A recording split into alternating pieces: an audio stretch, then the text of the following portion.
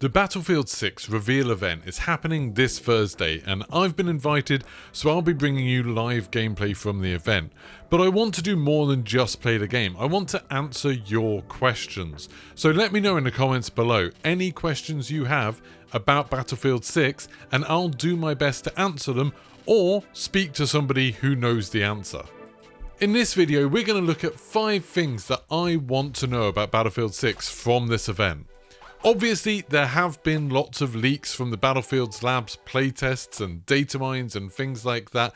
I don't really talk about leaks on this channel, but I think it's worth taking everything you've read about Battlefield 6 so far with a grain of salt.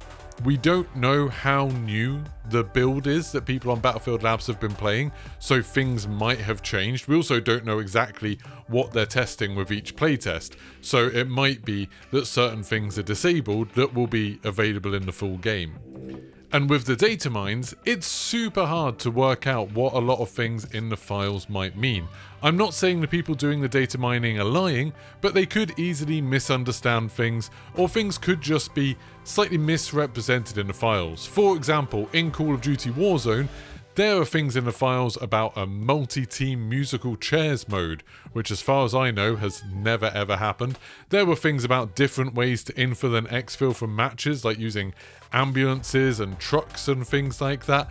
There's just been a bunch of stuff that never quite made it into the game, or maybe uses some language that isn't quite what you'd expect. And I'd imagine that's the same with Battlefield. There's probably a bunch of stuff in the files for the Battlefield Labs playtest that is based on cancelled content or stuff that's been changed heavily, or maybe even things that refer to earlier games that are just left there because it's using the same engine. So what I'm saying is, although there are lots of rumours about what's going to be in Battlefield 6, I wouldn't take anything as gospel until we hear it from EA, and hopefully we'll get a bunch of these answers on Thursday. So first of all, my biggest question that I'm definitely going to be asking them: will there be console-only crossplay by default? So everyone knows with the whole crossplay era, it's been fantastic for bringing groups of friends together who are split across different platforms, but there's been a big issue that now console players have been exposed to all of the cheating that goes on PC. And I know that there's some people saying, oh well, lots of people on console cheat too. I don't think it's lots of people. Statistically speaking, I think there's very few people who manage to cheat while being on console. I think the vast majority of people who are cheating are on PC. So, lots of games have tried to deal with this problem by offering console-only crossplay. So you can set it up so you will only play against people on Xbox and PlayStation, and the PC players won't be in your lobbies. The problem is that a lot of these games, like Call of Duty, don't set it by default. So when you're searching for lobbies of other people who have that setting on, there's actually not that many people who have the setting on, and sometimes it can take a really long while to find a game. I think the answer for this is to make it the default option. So if you're playing on console, you will only play against other people on console unless you specifically choose to play with someone on PC, and then you'll be playing on the PC servers. This will obviously have a huge negative effect on PC players. They will have a harder time finding games, they'll have longer matchmaking times, worse connections, worse skill-based matchmaking and all of that kind of thing. It will make it much more difficult for them. But personally, I think it's worth it because the majority of players are going to be on console. I actually spoke to somebody who used to work on Battlefield who confirmed that even though Battlefield is a very popular game, a popular franchise on PC, the vast majority of players are playing on console. So I think it would make sense to have Battlefield 6 console-only crossplay by default, with the option for crossplay with PC if you really want to play with a friend who's over there.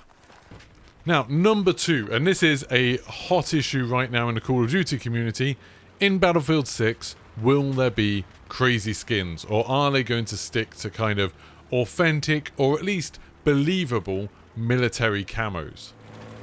Battlefield in general has been pretty good with this in the past. So in the past, you have been able to buy skins, like, you know, Battlefield 5, Battlefield 2042, you can buy skins, but most of them look pretty realistic, or at least kind of feasible in a Battlefield. It's a far cry from what you see in Call of Duty, where you can play as Beavis and Butthead, or characters from American Dad, or Seth Rogen or Snoop Dogg. Instead, Battlefield have normally gone for a slightly more coherent aesthetic with the game. While that would make me assume that that's what they're going to do in Battlefield 6, that they'll stick with that, obviously they want to make money. And I'm sure Call of Duty wouldn't be doing all of these crazy skins if it wasn't making them a bunch of money. And I'm sure EA will be looking at that and thinking, hey, maybe we would prefer to have money rather than coherence. So I would love to hear from the developers, from EA, are they going to try and keep the aesthetic in the sort of realm of real military shooter instead of having lots of tie-ins and lots of crazy skins as we go on? And this even could be extended to things like the vehicle skins, the weapon skins and camos. You know, animated skins and stuff like that were popular a while ago. I'm not sure if Battlefield is really the right place for them. I would rather have something that's much more believable. And number 3, and this is kind of tied on to that, is the Battle Royale coming and when? Now, the reason that this is tied on is because rumours are that the Battle Royale is going to be free to play. It's not going to be a part of the main game. And that's probably a good idea because Battle Royales, more so than the main game, desperately need a high population. Like, that's super important for them because each match you're going to have however many players in, whether it's 60, whether it's 100, 150, whatever they decide to do. You need lots of people playing, and free to play obviously grabs that audience. If it is free to play, is it going to release at the same time as Battlefield 6, or are they going to release it later, or even potentially earlier? I can see a world where maybe they bring out the Battle Royale like a week earlier, and then they bring out the main game after people have already got really into it and have decided, yeah, we want to play more of this, we want to play more different modes. I have no idea if they're going to even mention the Battle Royale in this event. They haven't officially confirmed that it's happening at all. Obviously, there's lots and lots of rumours, lots of people saying, yes, definitely, we've found things to do with the Battle Royale, it's going to happen. But as far as I know, no one has played it in any kind of playtest or anything like that. They haven't released any official words saying that it's definitely happening. So this Thursday, with them saying this is the multiplayer reveal, while that could include Battle Royale, I wouldn't be surprised if we didn't get anything about it, or maybe just, you know, a little tease at the end. Especially if they're not going to release the Battle Royale for another 6 months or a year. Then we might have a separate event that is completely dedicated to that. Now, for number 4, I'm kind of tying together the last 2 points, and that's, what will the live service look like? Obviously, any game with a big budget that wants to make a lot of money now seems to always have to be live service. There's always going to be updates every month or so, and that might be new maps, it might be new skins, new weapons, new vehicles, new gadgets, new classes. There's loads of different things that they could do. With Battle Royale being free to play, they need to make money somehow, so they're going to be selling something. Now, it could be that they'll just be selling cosmetics. And then we go back to the second question, are they going to do crazy cosmetics to try and make more money from that? Or are they going to try and keep everything realistic, which might seem boring to some people, especially compared to what Fortnite does or what Call of Duty does? Will they do a battle pass? I think recently battle passes have become much less popular. The idea that you spend a bunch of money for, 100 different items when you only really want like 5 of them, and you can't even access the items that you want until you've grinded a certain number of hours in the game. That's fine for people who are going to be playing the game for hundreds of hours anyway, but for people who maybe play a lot less than that, people who only play for an hour or 2 a week, it seems like a pretty terrible deal. And if they are doing battle passes, are they going to be using the fear of missing out, FOMO, and making it so you can only get certain items in that season, even if you've paid for the battle pass? If you miss the deadline, then it's gone forever because they want to try and get you to pay for levels. Or are they going to do what Halo Infinite did at launch, where they're saying, oh, you can keep on, if you buy a battle pass, you can keep on working on that whenever you want. There's no real expiry date. Or maybe they will give up on battle passes altogether. Personally, I wouldn't mind seeing them go back to the expansion model. I know it wasn't super popular for a lot of people because it would separate the player base. You'd have like the people who did have the naval assault warfare maps and modes and weapons and stuff like that, and the people who didn't, and they wouldn't be able to play together. That is definitely a problem. But on the other hand, it was also quite exciting when you would get a new whole expansion pass with a load of new stuff, new modes, new types of map, new types of warfare within Battlefield. I think maybe they could try and find a way to make that work again. I've always been a big believer in a subscription model like what World of Warcraft does or Final Fantasy XIV, where you pay monthly and you get all of the new content that comes, whether that's cosmetics, whether that's new maps, modes, whatever it is, you get everything included in that subscription that you're paying for.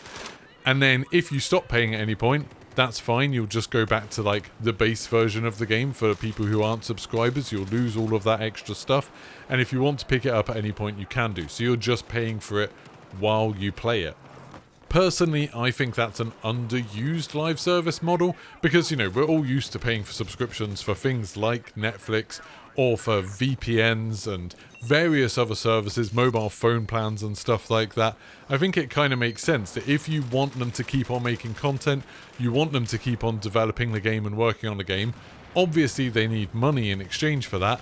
I think a subscription model where you don't have anything like a fear of missing out, you don't have limited time things, you don't have battle passes that you have to grind, it's just, yes, if you want access to live service, you pay for it while you're playing it. I think that's probably the fairest model. But anyway, now we get on to my final question in this video. Will there be a server browser? You might see in this video I've been using lots of footage from Battlefield 3 and 4. I was playing those earlier today, and one thing that was super refreshing about them was going back to having a server browser. This might sound odd coming from me if you've watched a lot of my videos and streams, because I'm a big fan of skill-based matchmaking. I'm a big fan of making games as simple as you possibly can to get into, so you can just get into the fun straight away. And I know that all fits with a quick match model. But I think server browsers in a game like Battlefield can be fantastic, because so many people want to play the game in different ways. Some people just want to play infantry only maps. Some people want to play maps with loads of players, while other people want to play maps with very few players. Some people just want to play team deathmatch. Some people want to play hardcore. It's really nice being able to find a server that just matches up well with what you want to play. And then, because it's actually run by people, they can control it, they can have whitelists, they can ban people who seem to be cheating or who are toxic or whatever, and you can actually start building up nice communities of people who like to play the game in the same way you do. Personally, I would love to see a server browser come back for the game on console and on PC. I don't really see any reason why they wouldn't be able to run it on console, and have the whole idea of private servers that you can rent out, where people can set up their own games, their own rules and stuff like that. I think that would be absolutely fantastic. Of course, you'll end up with a bunch of servers that are just like the fastest way to get XP or something like that, but I'm sure there are ways around that, just by limiting the amount of XP you can get in different modes or something like that, so people are encouraged to just play the game they want to, rather than feeling like they have to play in a certain grindy way just to unlock everything. Anyway, that's my 5 questions that I'm going into Thursday's event with, thinking these are the things that I want to know.